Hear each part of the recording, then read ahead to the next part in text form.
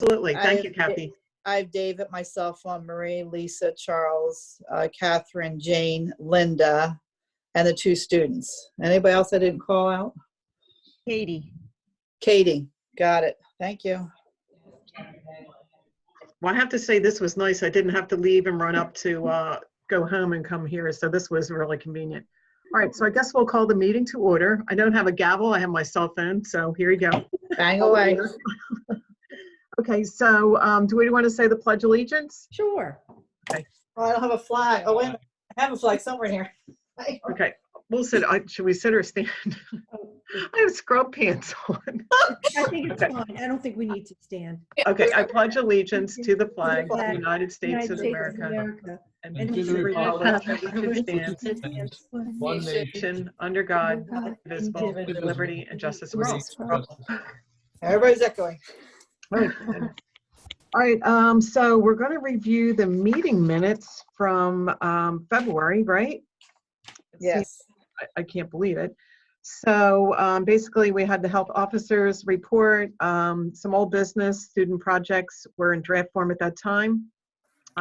Considering survey questions needed review by the school officials, students are seeking survey questions approval, so we'll talk more about that. I gave a vaping update. We talked a little bit about Aqua on water quality concern. Residents can call Aqua directly for information. Radnor Water goes through the Pickering Water Treatment Plant. Radnor Board of Commissioners is looking for a recommendation on the health. Marie will invite an Aqua rep to attend a future meeting. I don't know if that's going to happen, but maybe we can do it virtually if we thought so. We talked about maybe some future presentations, and I gave a summary on the screen film, The Kensington Crisis, and that was pretty much it. It was a really short meeting. So we were supposed to have it on Monday, March 16th, but I believe that Friday before over that weekend, we went in lockdown mode, so that was the end of it. Mm-hmm. Okay, do we have a motion to approve? Motion to approve. Second. Great, thank you very much. Okay, Marie, you're on. You have the large task of updating our what's going on in the township and your report, so Sure. take it away. So a lot has been going on the last few months, so I'll give you a kind of a brief synopsis, and then if anybody has any questions at the end, I'll happily answer it to the best of my ability.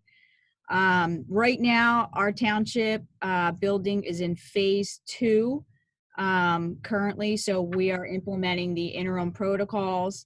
The OEM had put together these protocols.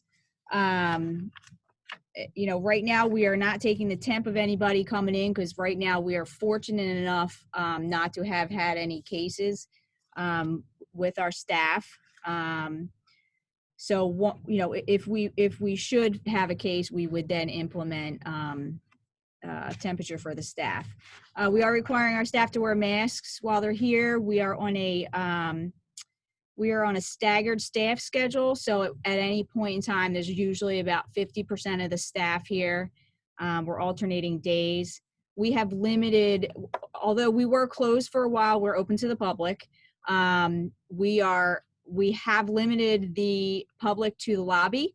So the OEM put together a space in the lobby where, you know, you can, it's set out to social distance basically. So it's all mapped out. It's taped up. It's one way in, one way out. We have masks available for anybody who comes in who doesn't have one. So far, things have been running very smoothly. We are really limiting the public to that first floor. The staff and you know, the kitchen and the bathrooms will be used by staff on another floor, so there's really no interaction there, or less of a chance of interaction. We were able to get Public Works to put up a plexiglass down there at the front desk, so that's helping. We are in the process of getting, I guess, further kind of barriers for the Radnorshire room and for our open windows. We have estimates that are due in for that, for going forward. We are also, our staff is, if you can work from home, you're still working from home. You know, the water fountains are closed still. we have contracted with our cleaning crew and we have looked over their cleaning equipment. It's EPA registered. It falls under the guidelines of the CDC. I guess that's just a summary of what's kind of happening here in the township building. Our parks and trails and fields were all reopened. Our tennis courts and basketball courts and playground equipment are still closed. The OEM is staying in contact with some of our long-term care facilities, our residential facilities. We keep in contact with them weekly. We're helping them fill out paperwork so they can acquire enough PPE, and everybody so far is good. They've received PPE from the county. They're all set with that.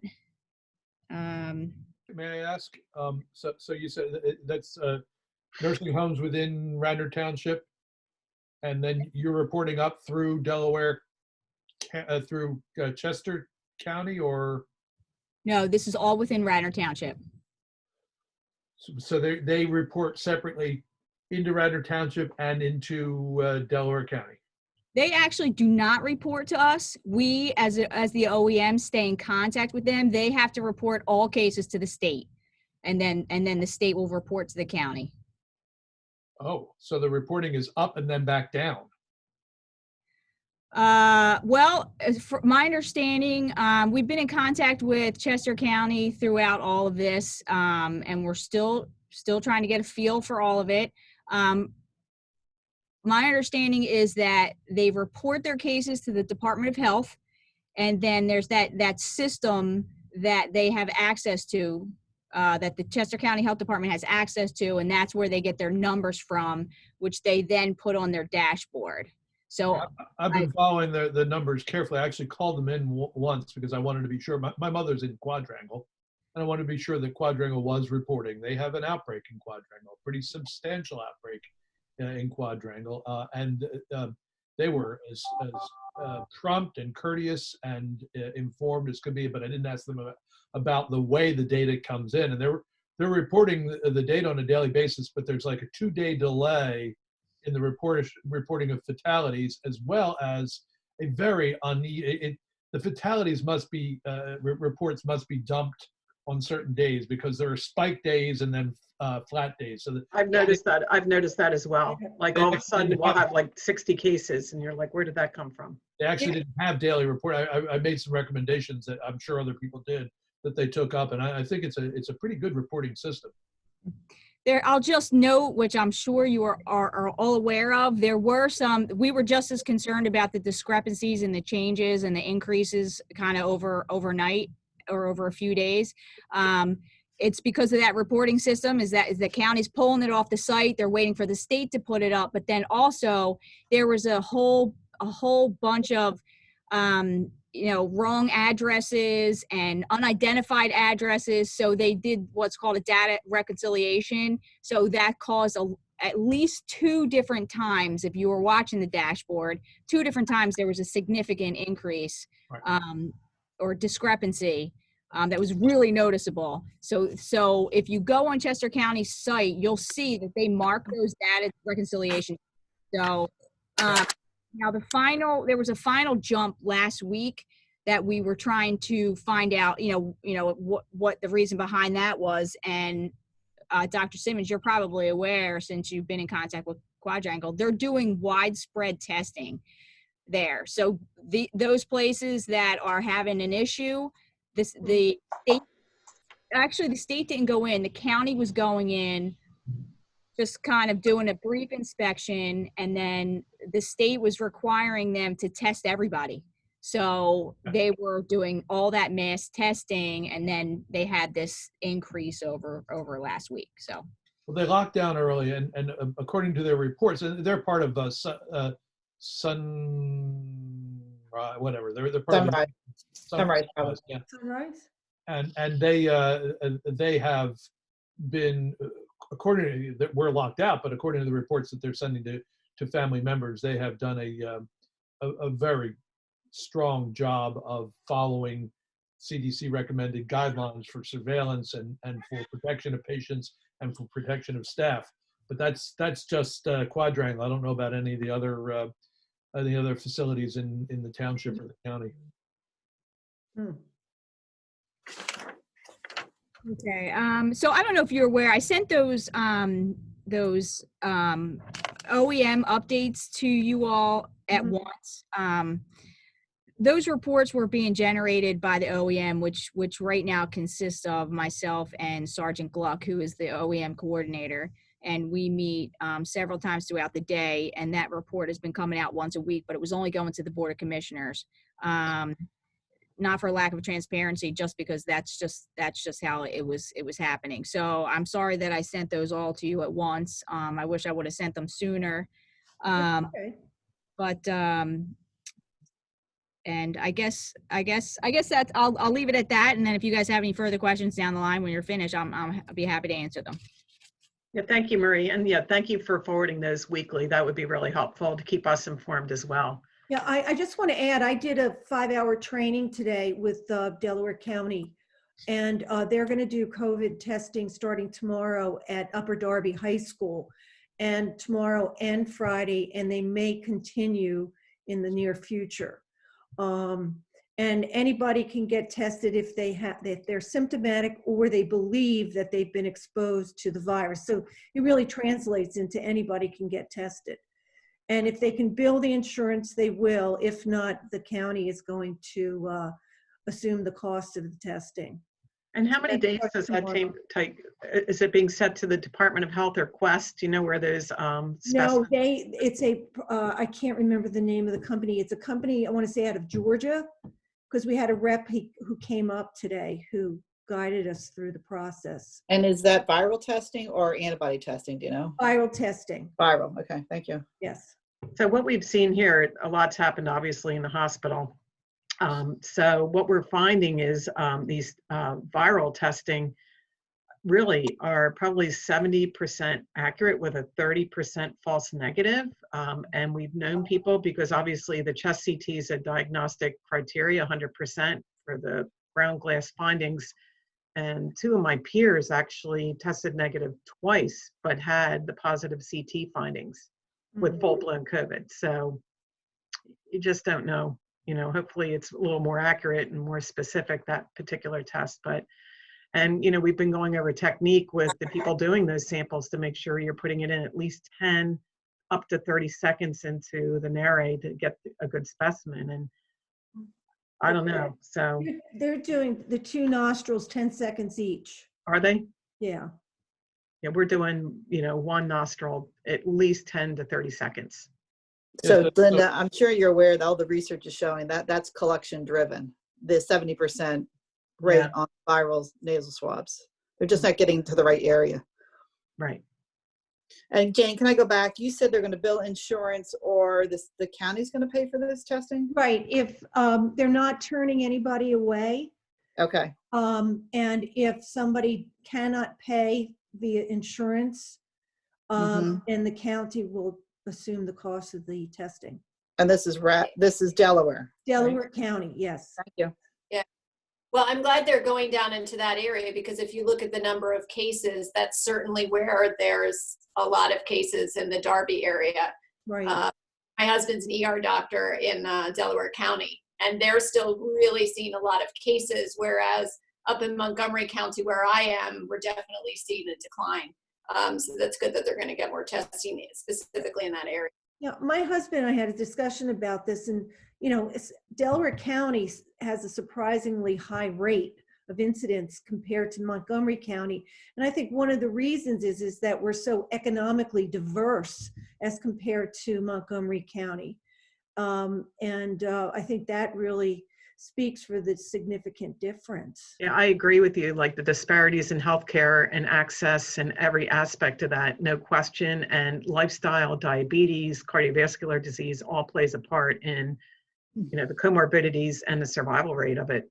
What I've been noticing is my husband and I have been playing numbers all the time. And what we found is Chester County has more nursing homes, but less number of cases and death compared to Delaware County.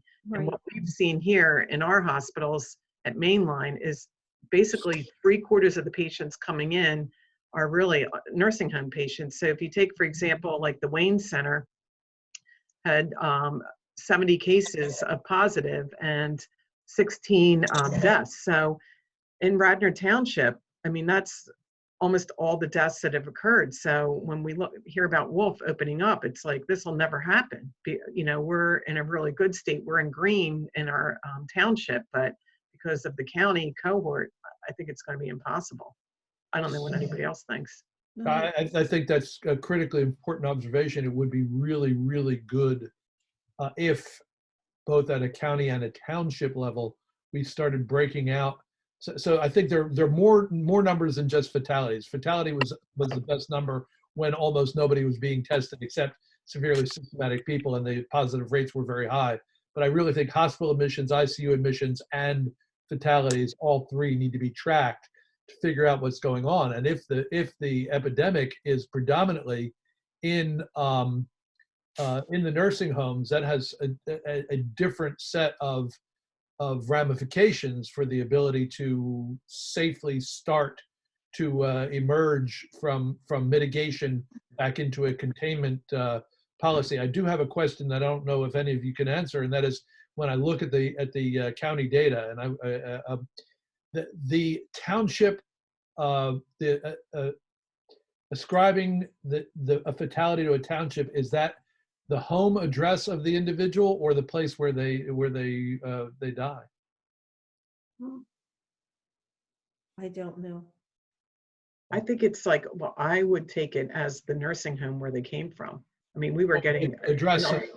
The address, yeah, it's their address. Yeah. Current Otherwise, all the fatalities would be hospital fatalities, or the few that Right. people that are unfortunate enough to pass on. Yeah, and interestingly, the Rosemont Presbyterian Village has nothing reported. So Oh, do you have anything on that? I do. I have their latest numbers. We're actually due to call them tomorrow. I think if you give me a second, I can look up their latest numbers. I mean, we were just getting waves from one particular one. The National Guard came into the Broomall nursing home over. it's unbelievable. We were getting 5 and 6 a day from there, and then all the healthcare workers either got sick or left. So the National Guard came in for a couple weeks. Yeah, I remember hearing that. And now it's reopened for admission again. So go figure. So we're in contact with St. Edmund's Home.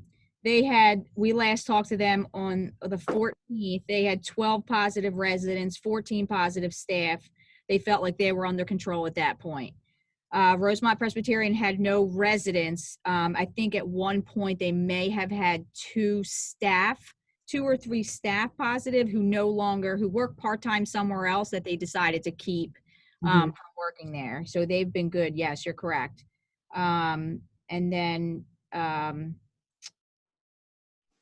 Presbyterian Children's Village, we're calling them as well. They had no new cases. And then 30 West, you guys already know. I mean, that's pretty crazy that a couple of facilities are that low. I mean, it speaks volumes to how well they're doing.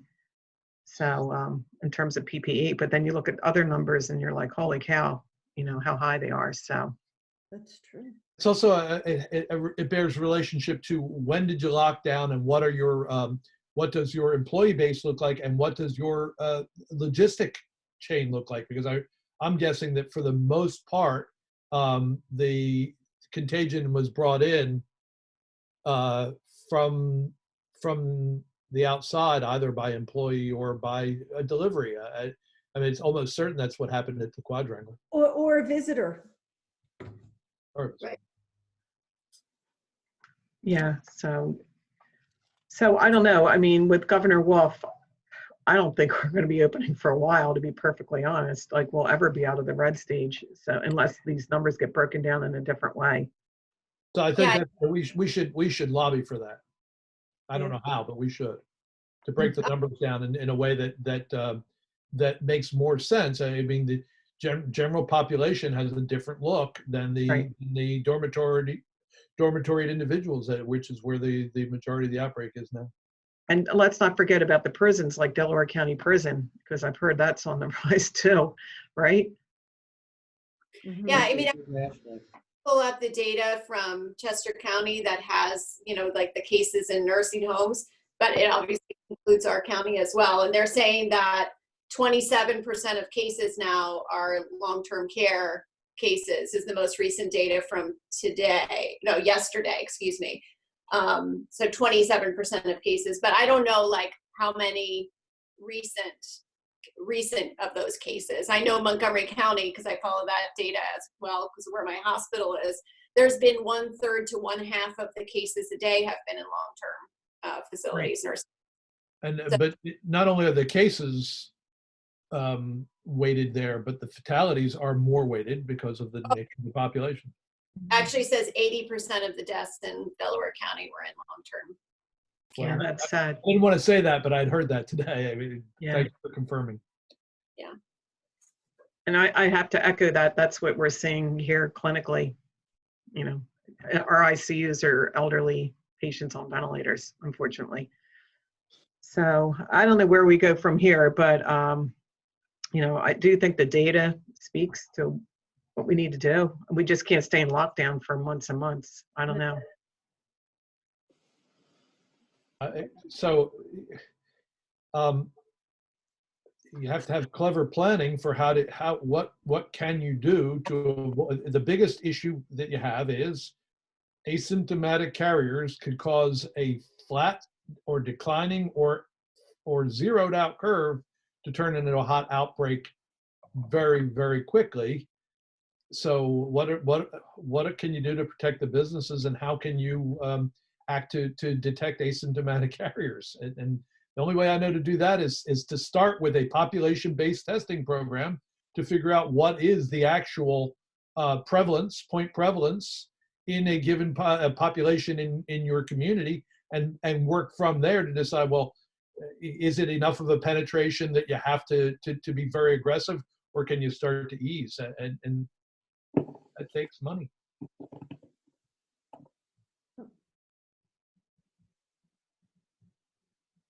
So is Radnor looking at any testing at all, or are we just going to go by the county? So going over to Upper Darby would be the option? Yeah, we're not independent. We are in touch with the county on a regular basis. Right. To go through the county. So- Okay. Yes. So does anybody have an awareness of any grant programs that might be available for creative programs into a testing program that would, in reopening and getting to a containment and out of a mitigation? I think I know the federal is giving money out to healthcare institutions for doing some kind of testing, because we're hearing about it. I know University of Michigan Hospital, because I've been doing a lot of work with them, they're going to test all their students, 50,000 students shortly, to try to get the classes to start in the fall. They're just trying to figure out how many they can do a day, and they'll do antibody testing, and their limiting factor is people to draw the blood. They just don't have enough staff to get that accomplished right now. It seems to me that, that we're not likely to test the entire township population, but there are paradigms by which you can go out and do a sampling of the population, and if you tested both for virus and for antibody, you could get a sense of point prevalence and of past infection, and at least get a baseline against which you could work. I mean, heck, the city of Wuhan is going to test all 11 million people. Now, what's the third world country? I know I was watching something on Mexico last night. It made me shudder. I was like, oh boy. Oh, are they in trouble? Yeah. I don't want to go there. All right. All right. So I think we know numbers. The thing that was promising to me was Lower Merion School District opened up their fields and tennis courts and that sort of thing. So I didn't know if that was something on the radar, considering their numbers are worse probably than ours. If that's something that Radnor Township or the school district would consider doing.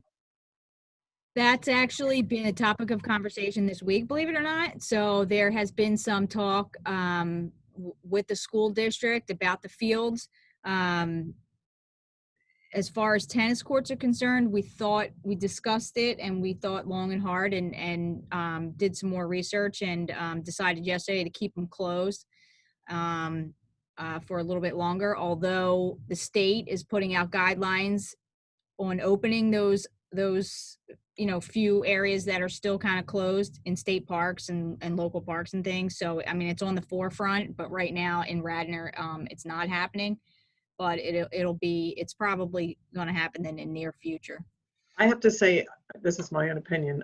I value golf, but I just don't understand why golf's an essential sport when tennis and other things where you can socially distance are not. The USTA actually did put out guidelines for how to play singles tennis.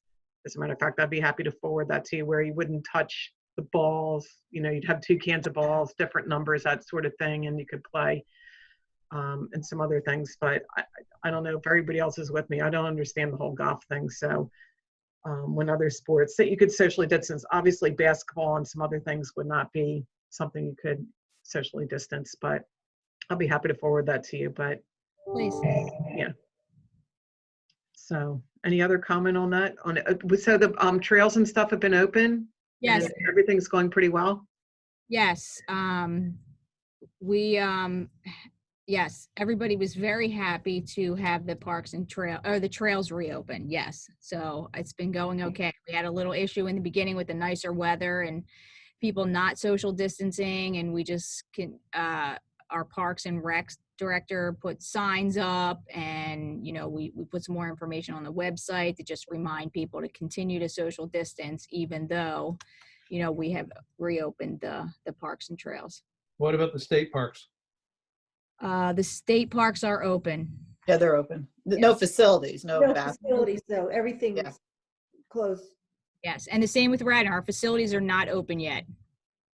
So no bathrooms, no place to wash your hands and things like that.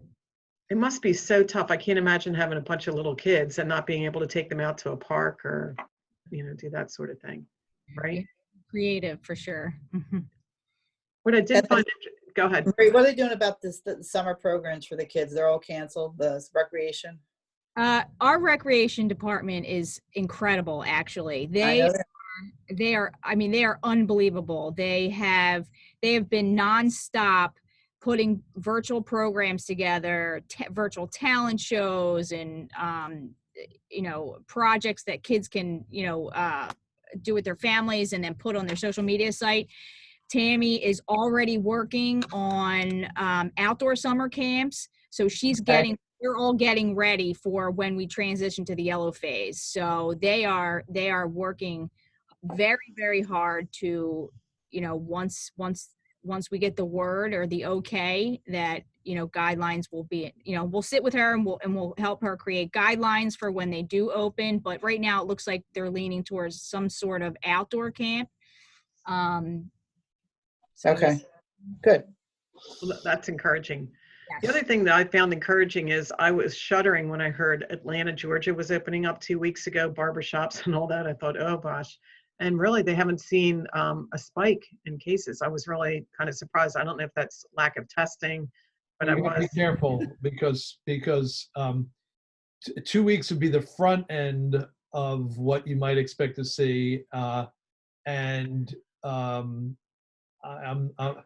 not sure that I would declare mission accomplished in that. Right. 30 days after they opened, I'd like to see what their numbers look like. And Right. by the way, there was a huge outbreak in Northeast Georgia in the following 10 days. I don't know if they were related or not. Right. I wanted to mention one more thing I forgot to mention. It just popped into my head. Katie has done an incredible job reaching out to a lot of the restaurants who've been operating. I mean, we were shut down, so there were no inspections happening, and people were preparing food and providing curbside service with no inspections. I mean, everything was put on hold, and Katie came back and she has done an absolutely incredible job jumping in and seeing everybody. I'll let her talk a little bit about how it looks out there and what they're doing to, continue to maintain, the utmost food safety, when they're preparing food. I mean, because that's a concern for a lot of residents. We're getting calls about, whether or not restaurants are safe and can they order out. So, Katie, can you tell us a little bit about what you're seeing out there? Hi, everyone. Hi there. Hey there. I have my mic muted because my dad's TV is super loud next to me. So, but the restaurants that I've been into have been doing a really good job for the most part. I mean, I walk in and they all have their masks on, and less people in the kitchen, definitely, and gloves, and they all have it set up. And I was skeptical if I was going to go in and see them all having masks on, but they're pretty good. And some people are still shut down, but that's only a couple of places. Most are doing the curbside, but I was really impressed. So I think it's pretty safe to say you can order out. I have been. Thank you. Yeah, Support our local businesses. I Yeah. know. So true. So true. So I guess we'll have to wait till we're in the yellow phase or any phase to have any kind of consideration of outdoor dining, or like maybe putting tables like on North Wayne Avenue, maybe closing that. I don't know how that would work or look. Well, as the last guidance that was put out, which I imagine may change, but the last guidance put out, they weren't even considering dining until the green phase. I mean, but, that was probably at least 2 weeks ago. So I know a lot is changed, and this is all fluid and it changes constantly. And just to add, they are discussing here in Radnor Township, and I think in some of the surrounding townships and counties, they want to promote our businesses, and they are contemplating doing some sort of outdoor dining, and there are several issues involved there. One is zoning. So there's some issues with expanding the zoning to allow for all these tables. And then, there's some talk about maybe just, I think you guys may have heard this in Board of Commissioners meeting, possibly closing down the streets and having like a temporary event where they have just outdoor dining. So as of right now, nothing is set. And, Katie and I are consistently looking on the state and federal sites for any guidelines that come out with that. And if anything comes up, we'll share with you. Okay, thank you. Great. That would be exciting. Yeah, I'm enjoying the takeout like everybody else, right? What are your top three? Top three. Go ahead, Marie. What's your top three? Let's start. At pizza, obviously. Any pizza places in Radnor have been, a lot of the restaurants have been so generous. They're offering food to our police department on a regular basis. I mean, they've been incredible. So yeah, any of the pizza places are good to go. Yeah, we've gotten so much food from the hospital. It's just been amazing, like overwhelming. But I like Zesto's and El Limon. So just a note, CDC released a guidance yesterday, I believe it was, on the mode of transmission, and it was encouraging for those who are taking it out, because their conclusion was that the overwhelming, most likely way that people are getting the disease is through aerosolized droplets, and that surface transfer is a very low probability event for acquiring the infection. So when you say aerosolized, Coughing, sneezing, talking, and this 6 feet is nice, but aerosolized particles can persist in the air for some period of time. So, we really need to make sure that people understand an individual mask is not a guarantee of not getting infected, but it's like herd immunity with immunization. On a population basis, you get a substantial benefit in diminishing your ability to transmit, and a modest benefit in diminishing your ability to receive. So if everybody's wearing masks, you dramatically decrease the probability of transferring. When I am on social media and somebody talks about not wearing a mask, I say, let me ask you, tomorrow you have to have an operation. You want a surgeon with a mask or without? Yeah. That's true. Yeah. Well, I heard loud talking as well. Sure, anything but it's the spray. Yeah, just so everybody knows, so Mainline Health is starting to open up to elective and semi-elective procedures as of this week. And the pre-admission testing staff are testing people 3 and 4 days before they come in for their procedures. What we've seen, interestingly here, is our volume was probably 20 to 30% of what it's been in the past 5 weeks plus.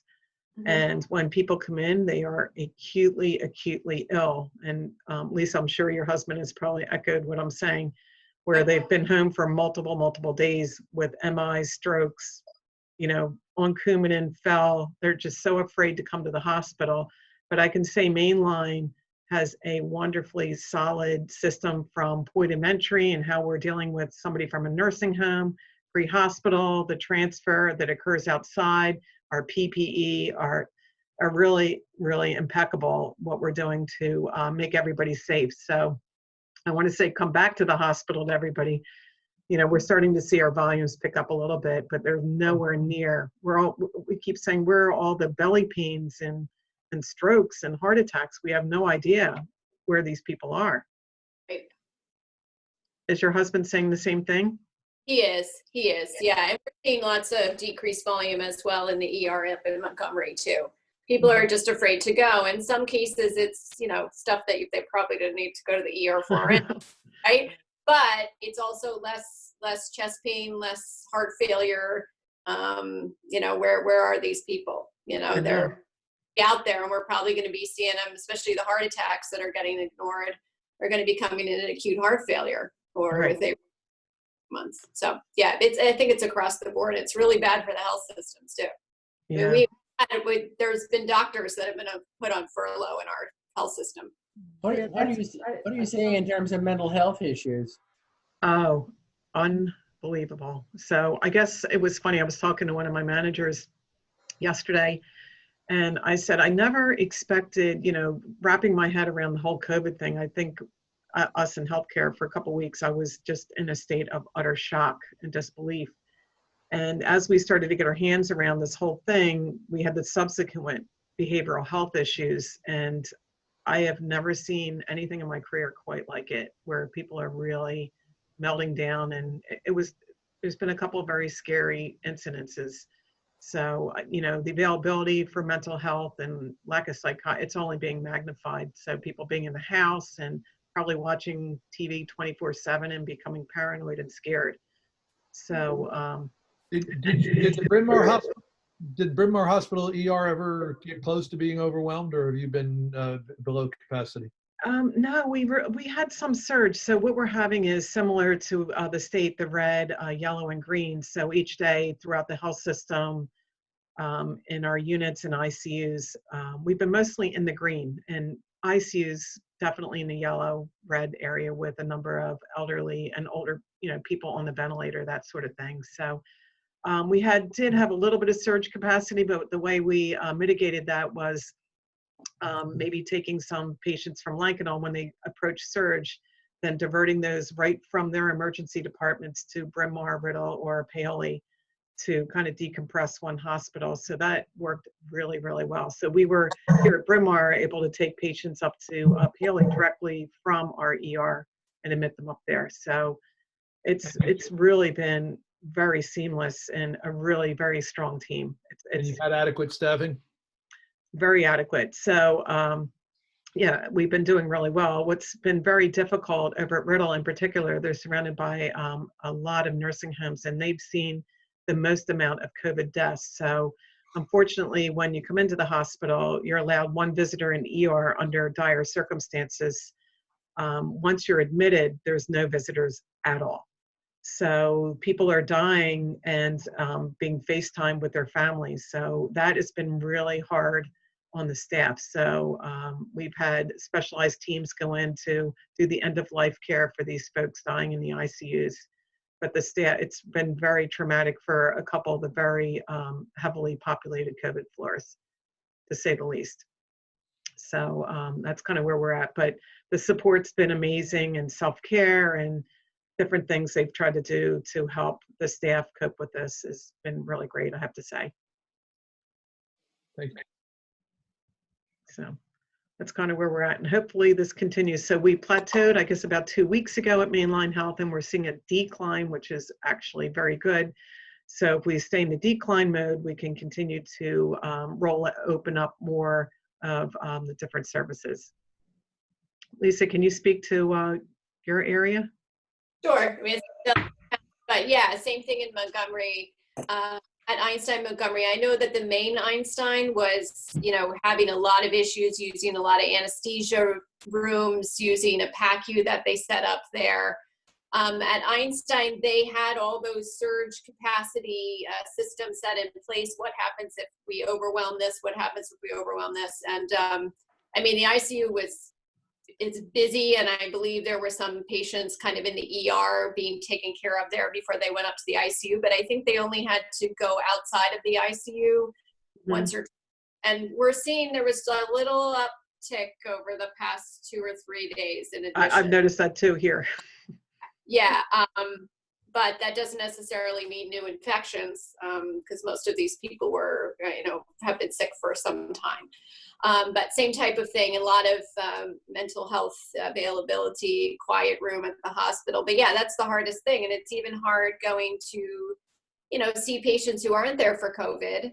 They're lonely as anything. The only people they're seeing are the providers and the nurses. And if they're not there for COVID, they might not be seeing their nurses often because their nurses, busy or taking care of other issues. So, yeah, just it's been really hard on the patients, and I'm sure the patients' families. But I don't know. I'm not seeing them because they're, Right. thank goodness for FaceTime like that, which I've used several times. Patients, who don't really know what their medications are or what's going on, that we just pop up, get the phone out, FaceTime the spouse, and take care of it that way. So yeah, I feel like the systems worked. It sounds like that's the case in your health system too. Right. Oh, yeah. Yeah. Well, so I think we need to take a moment and say not only did the systems work, but this is the fact that we didn't get overwhelmed is evidence of the value of mitigation, and the pain and suffering that people and businesses have gone through was just to keep that from happening. And that's a success story. As painful as it is, it's a success story. I just wish the media would focus more on, like, if you need to come to the hospital, please come. So, Well, I'll tell you, everybody is afraid to go to the hospital, and it's funny. It's an interesting balance because the people in the ERs know that a lot of ER visits, maybe common sense, they wouldn't be ER visits, but now it's the other way around. A lot of non-ER visits, maybe common sense, they would be. Hey, Paul. I see Paul's jumped on. Hi there. Hello, just a little late. Well, we're happy you're here. Very, very, very sneaky, changing the day and the hour. My Lord. Make one later and the other earlier. How to confuse an Irishman. Well done. We needed that laugh. All right, so let's switch gears for a few minutes. So do we want to talk about the student intern projects? Are you prepared to say something on that? I will start off by saying, first of all, I commend the two of you because this has been an incredibly difficult year, not just with the virus, but also with the fact that you were attempting to do a survey. You had your questions, we reviewed all the questions, we were ready to rock and roll. And at the 11th hour, they said that you could not do the survey, and it was, reasons for protecting the privacy of the students. So, but they did talk to one of the administrators who is running an ongoing survey, and he was able to give them some of the data. So what we decided that we would do is they did an incredible review of the literature regarding stress in high school students, and that they would do one small intervention, whether that be a tweet or posters or whatever, probably at the beginning of next school year, and just report it to us. And I don't think that's going to be an issue with getting new student interns in, because they will be just beginning when you guys would be finished. So you guys want to talk about what you've done so far and what you plan to do, that would be great. So we, as you said, oh, you want to go first or should I go? No, you can go. Alright. So, so we finished, as you said, we finished our like review of the literature slash background, and currently, Dr. Kavarsi asked us to put together a presentation to present to you guys at some point, if that's possible. So we hope to have that done by next meeting, and then we can present it whenever there's time, obviously, like Backburner, since there's so much stuff going on. And then we're also trying to figure out what intervention to do. Yeah, we were putting together a few ideas for the intervention, and one of them was like a website, and the other one was asking the Radnor Instagram if they're willing to post our content, because a lot of high schoolers do follow that page, and we think during quarantine that would be a way to reach out to them. And then if we want to do something in the beginning of the school year next year, we were looking for like morning announcements or school G posts and towards that area. Yeah, just keep it simple. Keep it simple. Yeah. Good. I like the idea of the Radnor Instagram. Yeah, that sounds great. I wonder if there's, go ahead. Wait, I was just gonna say, like Angelika said, I know a lot of students follow it, but also like parents, so they could. It's like kind of covering a bunch of different groups. Good. That sounds great. All right, so do you feel comfortable presenting something at the next meeting? Yeah. Okay. It'll be mostly like our research for like the need for like our like initiative, but we can touch possibly on where we're going further. That'd be good. So maybe if you want to put just, I don't know, you can decide, Jane, maybe whatever you want to do and then send it to Marie, and then we could, I think you can insert, you can do screen share. You can do a screen share. Yes, you can. Right. So that would be June 15th, ladies. Correct. Great. Yeah, thank you. Thank you, Jane. Dr. Karabassi, you worked so hard on this. So I was seeing all those emails, so thank you so much. That was great. Okay, so I didn't know if is there anything else we want to add to the COVID-19 pandemic? Anything else we want to say before we move on? Okay. All right, so any announcements?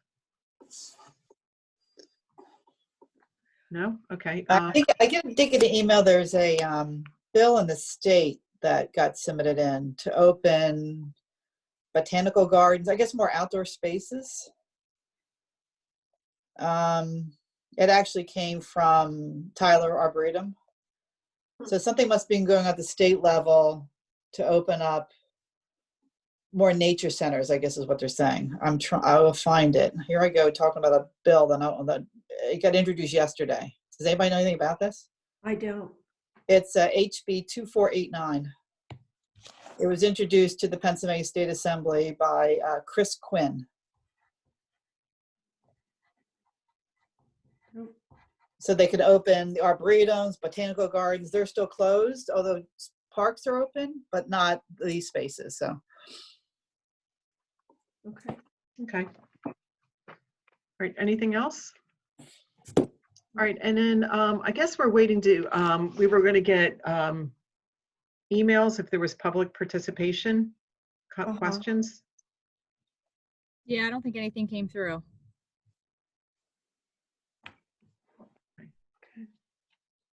All right, so anything else we want to talk about, discuss?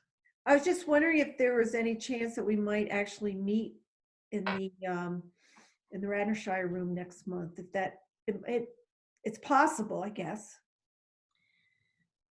I could comment, sort of. So I guess it depends if we move to the yellow phase and the stay-at-home order is lifted. And as I think I mentioned earlier, we are waiting for an estimate for barriers or dividers. So, if we have all those in place, and our safety protocols in place, in addition to the stay-at-home order being lifted, then, the likelihood is greater. Good. When you say barriers, in between each of the seats, or how does that So we've had a couple different companies come out and give us ideas because everybody's doing it now. So one of the initially we were looking into separating up on the stage, separating individual just on the side. So it would go down the side. It would kind of be silicone to the desk and then drop down in between to the floor. With nothing in front and just keeping the first row of people set back. Another option had Like a back row seat, by the way. Yeah. So yes, and then the other option was, since we may have to revisit this again in the fall, we were thinking about maybe doing something that's removable. So like what you're seeing now in catalogs and on the internet is a three partition piece that just sits on the desk in front of you, and then you can just take it away when you don't need it. So that's all those are kind of some of the options that we put out for bid. Sounds like you've been super busy. That's an understatement, I bet. Yeah. All right, well, good to know. So we'll keep us in the loop, obviously, but I think this worked really well. So this could be a plan B for sure. Absolutely. Yeah. Okay, so is everybody good with next month, June 15th at 5:30? Yep. A regularly scheduled meeting? All right, anything else to add? Before we end? It's good to see everybody. I know. Linda, may I ask a question? I having missed most of the meeting, did you have any much discussion about what lies behind the very high reported incidence of the coronavirus in Delaware County? Well, we talked about that definitely before. So no question, it has to do with the nursing homes. So yeah, do we have a disproportionately high number of nursing homes per 100,000 people? So the numbers, you can see them, and I think Lisa talked to those earlier. So if you look at the Chester County, Delaware County, you can see the number of resident cases and the number of deaths per facility, and number of employee cases as well. So all three, resident, employee, and number of deaths. So Paul, Lisa gave the numbers that there are 27% of the cases in Delaware County are for long-term care, and 80% of the deaths in Delaware County were folks that were in long-term care. That's just Delaware County. Yeah, and of course, since we're getting the information from Chester County, the Chester County data is right next to it. And it's the same, about 30, in Chester County, it's 31% of cases are among facilities and homes, and 80% of deaths. So that's actually kind of consistent. So it looks like the same kind of percentage of cases, but I'm assuming Delaware County has a higher population than Chester County. Right. But as you know, per 100,000 residents, Delaware still seems to be scoring way higher than many counties, not just in Pennsylvania, but in the states. Now, are we scoring high because we have a disproportionately high number of retirement communities in Delaware? Well, so I spoke earlier, here at Mainline, we were definitely seeing one particular long-term care facility, an unbelievable number of patients. And I said earlier that the National Guard had to come in and take over there for a period of time, a couple weeks. So yes, definitely a high percentage of nursing homes in Delaware County. But I mentioned earlier that we in Radnor Township had 160 positive COVID testing and 18 deaths. So, and well, let me say back up there. State reported 70 cases and 16 deaths in one facility. So basically we're seeing in our township in particular that it's a large majority of skilled nursing facilities. Okay. Okay, thank you. All right. Any other comments before we adjourn? Nope. Okay, well, be safe, everybody, You too. and thank you for a great meeting. Thank you, guys. See you Thanks, next Linda. one. Thanks. My All right, see you apologies to later. all. Yes. All right, Sorry, bye-bye. folks. Yeah. Be safe.